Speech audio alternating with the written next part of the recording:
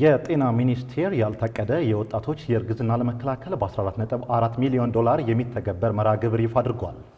መርሃ ግብሩ በ3 ዓመታት የወጣቶችና አፍላ ወጣቶች የስነ ተዋልዶ ጤና ለመጠበቅ እንደሚያስችል የገለጸው የጤና ሚኒስቴር በመርሃ ግብሩ በተለይም ዕድሜያቸው ከ24 በታች የሆኑና ያገቡ ወጣቶች ላይ ትኩረቴን አድርጌያለሁ ብሏል። ሪፖርተራችን ፍስሐ ደሳለኝ ተጨማሪ ዝርዝር መረጃ አሰናድቷል። ተከታትለን እንመለስ። የጤና ሚኒስቴር ከፒኤስአይ ኢትዮጵያና ከኢትዮጵያ ቤተሰብ መምሪያ ጋር በመተባበር በቀጣይ 3 ዓመታት የሚተገበር ሀገር አቀፍ የተቀናጀ የጤና መርሃ ግብር አስጀምሯል። በመርሃ ግብሩ ላይ የሁሉም ክልሎችና የሁለቱ ከተማ አስተዳደሮች ጤና ቢሮ ኃላፊዎች የተገኙ ሲሆን ይኸው ሀገር አቀፍ የተቀናጀ የጤና መርሃ ግብር በ759 ወረዳዎች ላይ ይተገበራል ተብሏል። በተለይም ዕድሜያቸው ከ24 ዓመታት በታች የሆኑና ያገቡ ሴቶች የእርግዝና ጊዜያቸውን ማዘግየት ለሚፈልጉ እናቶች የቤተሰብ እቅድ መርሃ ግብሩን በስፋት ለመስጠት መዘጋጀቱን የጤና ሚኒስቴር አሳውቋል። እድሜያቸው በፊት ከ15 እስከ 9 ያሉት የቤተሰብ እቅድ ተደራሽ እንዲሆኑ ማድረግ ነው። እነዚህም ደግሞ በተለይ ያገቡ ሴቶችን ነው። ምክንያቱም ከ18 ከ19 ዓመት በታች ማለት ነው።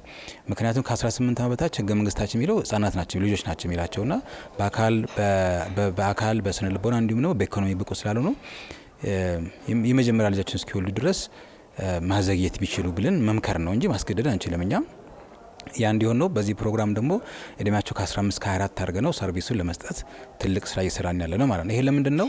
የቤተሰብ እቅድ አገልግሎት መውሰድ የሚፈልጉ ነገር ግን ያልደረስናቸው ብዙ አሉ። በተለያየ ምክንያቶች በሰው ሰራሽ ሊሆን ይችላል፣ በተፈጥሮ ሊሆን ይችላል፣ እንዲሁም ከአቅም ውስንነት ሊሆን ይችላል። ብዙ ተግዳሮቶች አሉ በማደግ ላይ እንዳለች ሀገርና ይሄን ማድረግ ነው ማለት ነው። ኃላፊው አክለውም የቤተሰብ እቅዱ መተግበር ወጣቶች በብዛት በሚገኙባቸውና በልዩ ልዩ ተቋማት የሚሰሩ ሴቶችን ያልታቀደ እርግዝና ለማስቀረት ሚናው የጎላ መሆኑን ገልጸዋል። ከሚያረግዙ 100 ሴቶች መካከል 13ቱ ማርገዝ በማይገባቸው የእድሜ ክልል ውስጥ የሆኑ ሴቶች መሆናቸውን ዶክተር አለማየሁ ተናግረዋል። በተለይ የሰራተኞች ከመቶና ከዛ በላይ ያላቸውን ትኩረት አድርጎ መስራት ነው።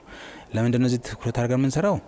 አንደኛ ብዙ ወጣቶች ናቸው እዚህ ኢንዱስትሪ ፓርክ ላይ የሚሰሩት ኢንዱስትሪዎች ላይ የሚሰሩት ለዚህ ተጋላጭ ናቸው ማለት ነው። አብረው ነው የሚኖሩት። ብዙ ችግሮች አሉ እንደምናውቀው በተለይ ግጭት ያለባቸው አካባቢ በአይዲፒ ያሉ አካባቢዎች ብዙ ችግሮች ስላሉ ይሄ ለማድረስም አንዱ አላማችን የቤተሰብ እቅድ አማራጮች ማስፋት። ያልታቀደ እርግዝና ይኖራል። ያልታቀደ እርግዝና ሲኖር ደግሞ ብዙዎቹ ላልተፈለገ የጽንስ ማስወረድ ሊሄዱ ይችላሉ። ይሄ ደግሞ ህይወታቸውን ያሳጣናል።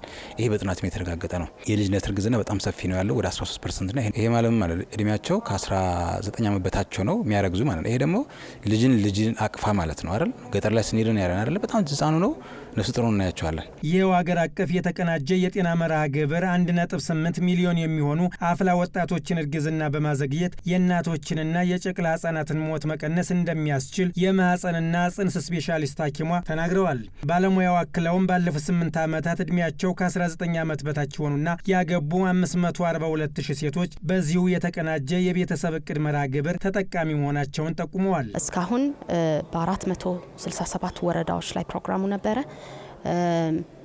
ወደ 542,000 የሚሆኑ ከ15 እስከ 19 ዓመት ያሉ ያገቡ ሴቶች የቤተሰብ እቅድ አገልግሎት ተጠቃሚ ሆነዋል።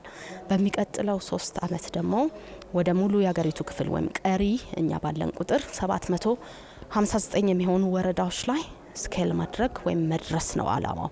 ለምንድን ነው ታርጌት የተደረጉት ወይም አላማው የዚህ ፕሮግራም ለምን እነሱ ላይ ያጠነጠነ ካልከኝ እንደ አገር የእናቶችን ሞት ለመቀነስ ካሰብን ይህን የእድሜ ክልል መዘንጋት የለብንም ማለት ነው። ስለዚህ በሚቀጥለው 3 ዓመት ወደ 1.8 የሚሆኑ ሚሊዮን የሚሆኑ በዚህ እድሜ ክልል እንደውም አሁን ደግሞ ወደ 24 ዓመትም ከፍ ብሎ የቤተሰብ እቅድ ተጠቃሚ የማድረግ አብረው ተያይዞ የሚመጡትንም ጥቅሞች ከእናቶች ሞት ከመቀነስ ጀምሮ ያሉትንም ጥቅሞች እናገበኝበታለን ብለን የምናስበው ፕሮግራም ነው። በ3 ዓመታት የሚተገበረው ሀገር አቀፍ የተቀናጀ የአፍላ ወጣቶች የቤተሰብ እቅድ መርሃ ግብር በ14.4 ሚሊዮን ዶላር በጀት እንደሚተገበር የጤና ሚኒስቴር አሳውቋል። ይኸው የአፍላ ወጣቶች የስነ ተዋልዶ መርሃ ግብር በጀት ከጌትስ ፋውንዴሽን የተገኘ መሆኑንም ሰምተናል።